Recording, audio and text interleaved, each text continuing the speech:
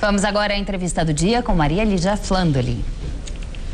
A aprovação da permissão da internação compulsória de usuários de drogas por até 6 meses pela Comissão Especial do Sistema Nacional de Políticas Públicas sobre Drogas da Câmara Federal desencadeia muitas reações. Nós hoje vamos conversar com o advogado Cid Vieira de Souza Filho, que é presidente da Comissão Antidrogas da OAB de São Paulo.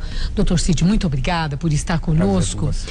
A OAB de São Paulo tem uma posição definida sobre a questão da internação compulsória para usuários de droga? Tem, Maria Lídia. Nós fizemos esse ano vários seminários a respeito da internação compulsória, porque o Estado tem a obrigação, tem o dever de agir em relação àqueles que encontram em situação de risco. Semana passada eu fui procurado por uma mãe, um exemplo de mãe na luta do filho para tirar o filho do crack e do tráfico.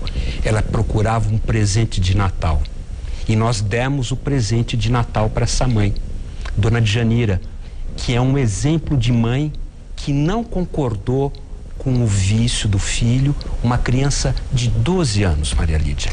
Agora, doutor Cid, não é temerário também? Porque quando a gente fala o Estado, parece que nós falamos assim dessa instituição de forma mais ou menos idealizada. Porque os serviços prestados pelo Estado deixam muito a desejar.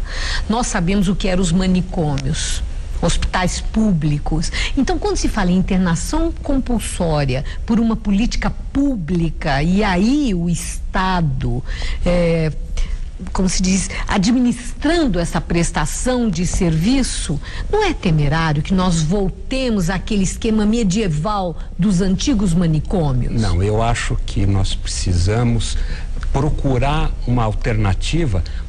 Eu penso em criança, em adolescente, aqueles que não têm o discernimento para saber se devem ou não ser internados.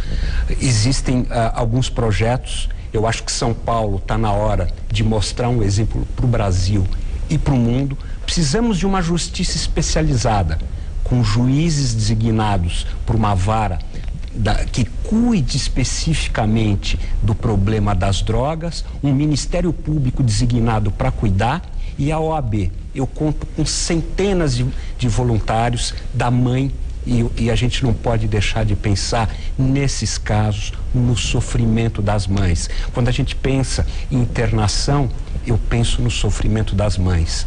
Quando eu penso em direitos humanos, eu penso no sofrimento da mãe e dos familiares. Bom, o senhor está falando de criança, né? Criança realmente não tem o discernimento até para avaliar o efeito deletério da droga sobre o desenvolvimento dela. Então tem que haver, sim, aspas, uma tutela, né, para decidir como deve ser tratada, como deve essa coisa toda. É um suporte para essas mães. Mas a lei brasileira, ela prevê a questão da internação compulsória? Já existe no nosso Código Civil alguma determinação nesse sentido? Nós temos a Lei 10.216 de 2001, que trata do problema da saúde mental, dos transtornos mentais, e que permite a internação voluntária, aquela que o paciente efetivamente ele quer, aquele que o quer paciente se livrar. Quer. A internação involuntária, o paciente não quer, mas um familiar e um terceiro solicita essa internação. E a internação compulsória, que é aquela determinada pela justiça. Nós temos um modelo, uma sugestão. Quer dizer, isso já está previsto já em lei? Está previsto. E esse projeto de lei que está tramitando lá, muda em que o que já existe na lei? Vai aperfeiçoar. Aperfeiçoa? Aperfeiçoa, mas eu acho que nós estamos num momento em que precisa a vontade política. O problema das drogas, Maria Lídia, é mais sério do que o problema da corrupção no país. É mais difícil vencer o problema das drogas do que a corrupção. Precisa a união de todos, município, Estado, governo federal, para nós tentarmos vencer esse grave problema. E quando eu falo em droga, eu estou pensando nesse momento no crack. O crack está espalhado aqui pela cidade de São Paulo, por todas as cidades do país, desde o pequeno município até a grande cidade.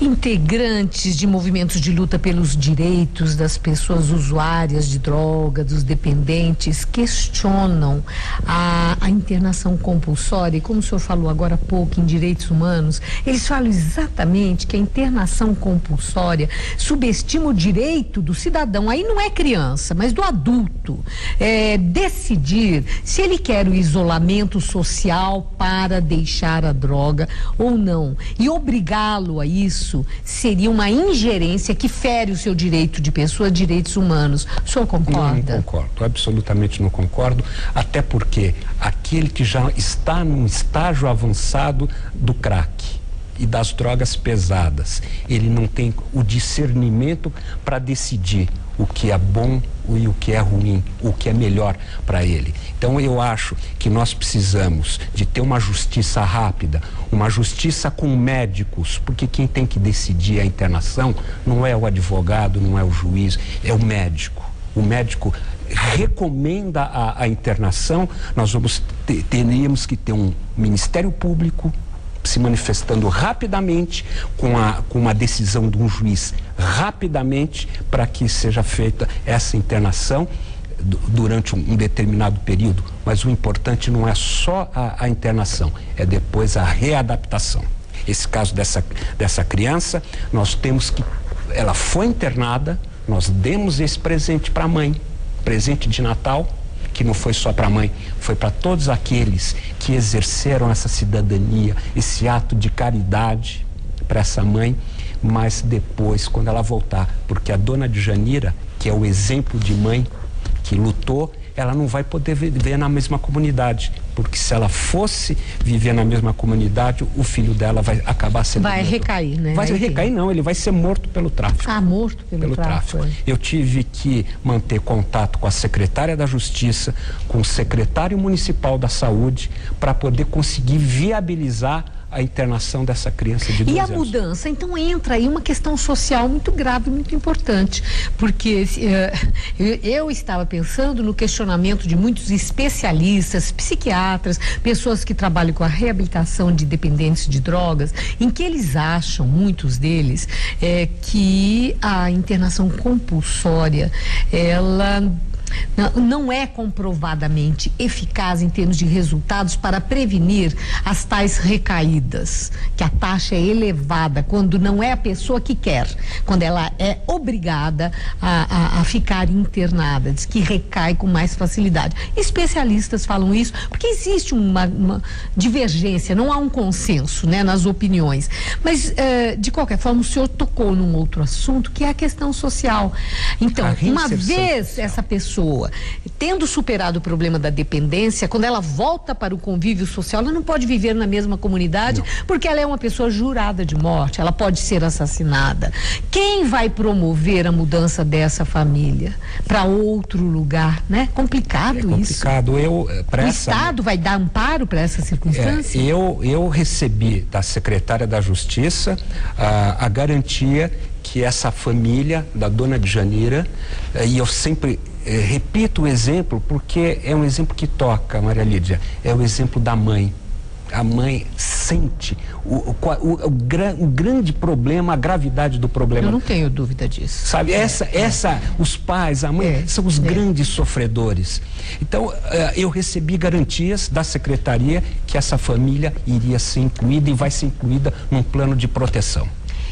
Eu vejo que esse é um debate que tem que se aprofundar na sociedade, das pessoas estarem preparadas e o poder público, né, cumprir com a parte que lhe cabe nas várias instâncias, como o senhor mencionou, Ministério Público, o Judiciário, a Saúde, né? Então o poder público tem aí uma responsabilidade imensa.